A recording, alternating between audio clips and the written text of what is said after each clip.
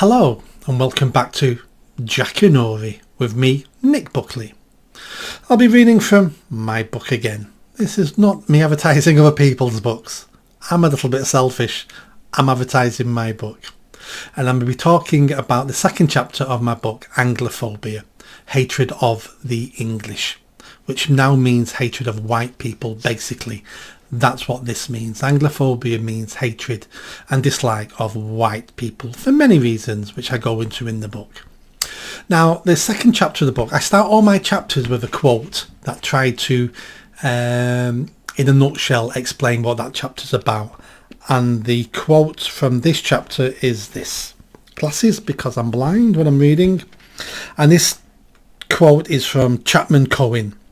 Persecution is the compliment paid by a threatened lie to a conquering truth. That's why we have Anglophobia. In chapter 2, I talk about why is this happening?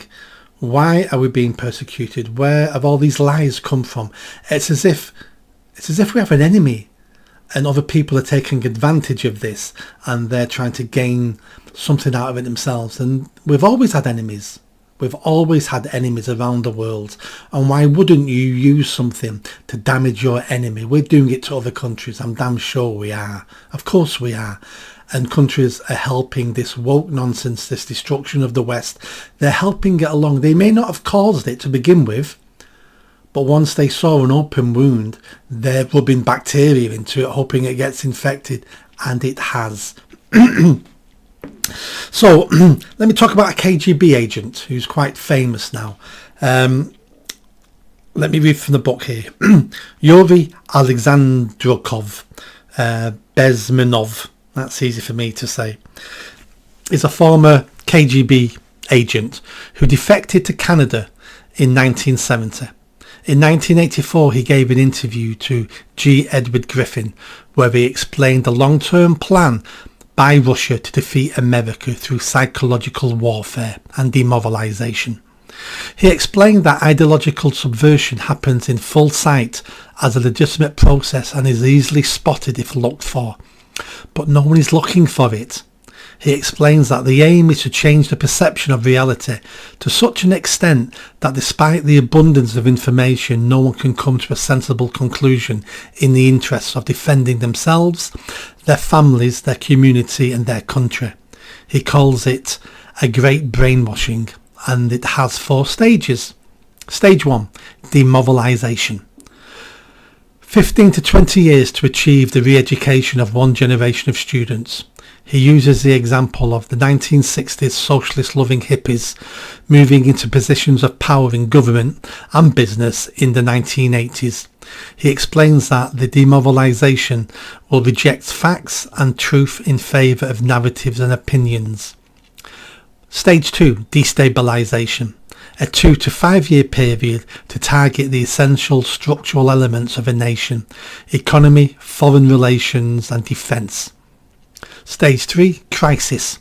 6 weeks to send the country into a crisis and bring a violent change of power, structure and economy. Normalisation. It's all over and you're living under a new ideology and reality.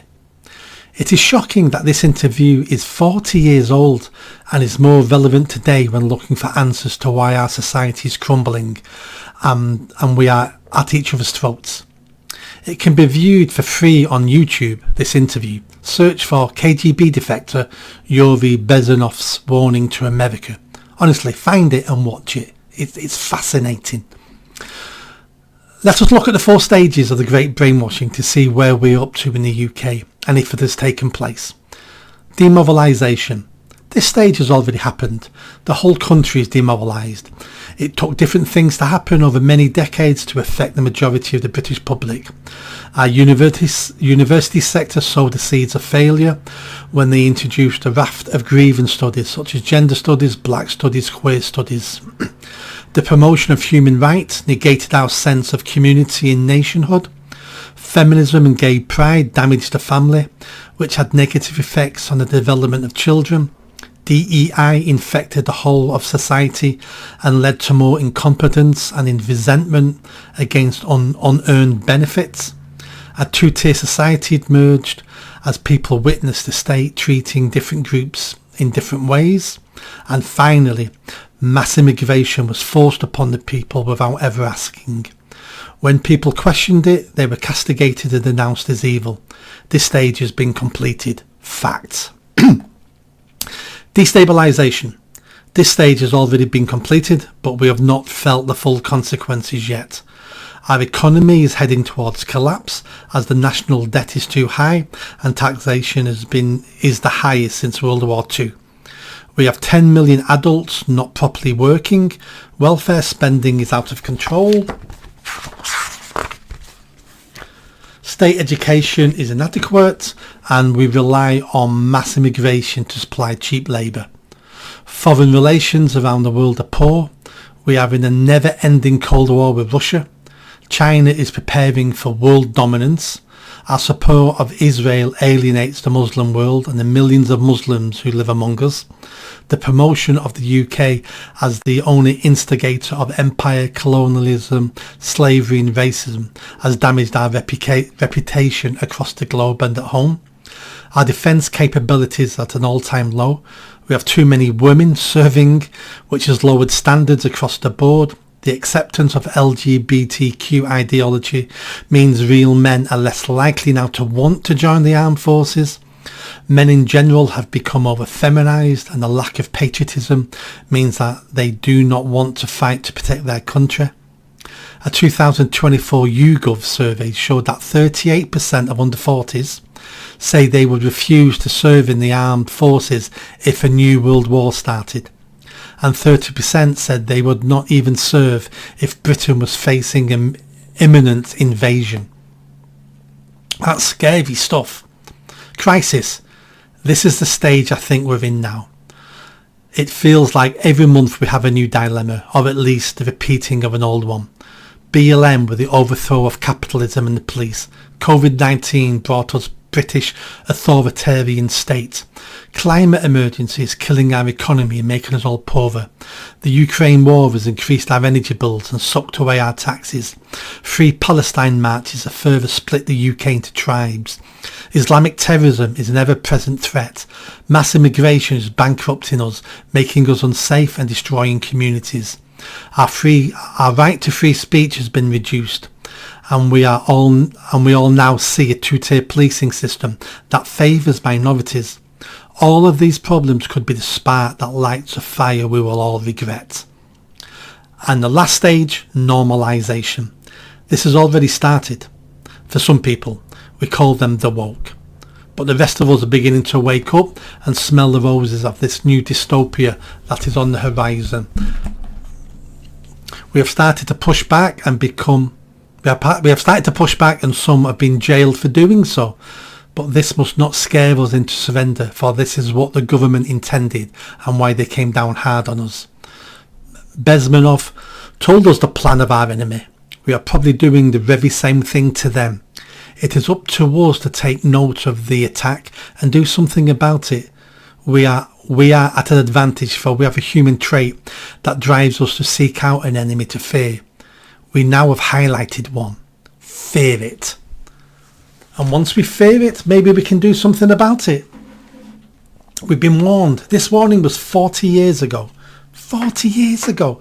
And it's spot on. And it's still spot on today.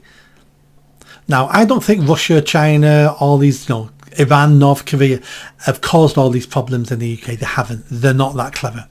But what they have done is they funded people to do it. They've encouraged them. They've used soft power. They've used money. They've used the internet, especially the internet, to make all these problems worse because they want us to fail. They want us to be weaker. They want our military to be pathetic, which it is. They want more women in our military because they're not good enough soldiers, because they're not. Of course they do. They're slowly killing us and we're allowing them. And there's people in our country who think they're patriots, who are allowing it to happen because they think we just need to be nicer. We just need to be pink and fluffy. Can't we all just get along? Group hug everybody. Group hug. Those people are fools. Those people are opening the gate to the violent horde. And that violent horde are going to kill us all. Because that's what humans do. That's what the history of the world has taught us. Humans are violent creatures. And we slaughter each other very easily. But because we've lived in peace now since the Second World War, basically, and all our technology has made us richer and softer, we think this is normal. We think the last 70 years is normal. It's not normal. If you want to see normal, go to the Congo. Go to Afghanistan. Go to the Third World. That's normal. That's how we've lived over the last couple of 100,000 years in violent tribes. That's norm. That's the norm. What we have now is an experiment. It's a fluke. It's a fluke. And we're about to piss it all away because we don't realise how much we have and how grateful we should be. Hence why I wanted to write the book. So if you're interested, please buy the book and let me know what you think of it. If you don't want to buy the book but it sounds good, please go on Amazon and comment.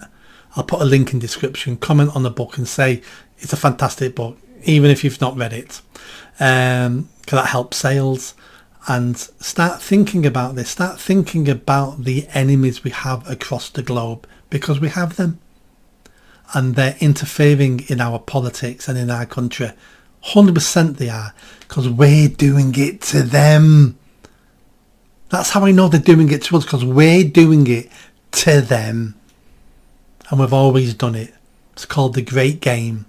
Hundreds and hundreds of years we've been doing it to make sure we get a better outcome. And that's what everyone needs to do. And you need to do it. A much smaller version of it. How are you going to get a better outcome? Well, the first thing is we need to save the country, don't we? Because if we lose this country, where do we go? There's many people with another home. We see it all the time. We're looking for Abdul Mohammed. He's wanted for rape or murder. He's fled to Pakistan. But he was born here. That's lovely, isn't it? That's lovely. He's got a bolt hole country he can go to. I'm English. If England dies, where do I go? I can't go anywhere. Because I'm going to die here. I'm going to die here on my feet. Because I'm not going to live on my knees. And if the end's going to come, let it come. And I may not win, but I want to be a bloody good second. That's what I want to be. Thanks for watching. And I will do some more segments out the book. And then I might even do some of my other books. Because they're just as good. God, I'm a good author. They're amazing. Well, they're good for me. I got a comprehensive education. I'm lucky I can write anything. Please subscribe to the channel. And I'll see you all again soon.